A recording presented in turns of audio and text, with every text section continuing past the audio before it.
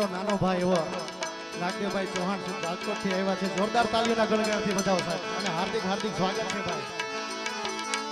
એ લીલી ના ઘેરમાં ઘીડા મોર બોલે મારી ચામુંડ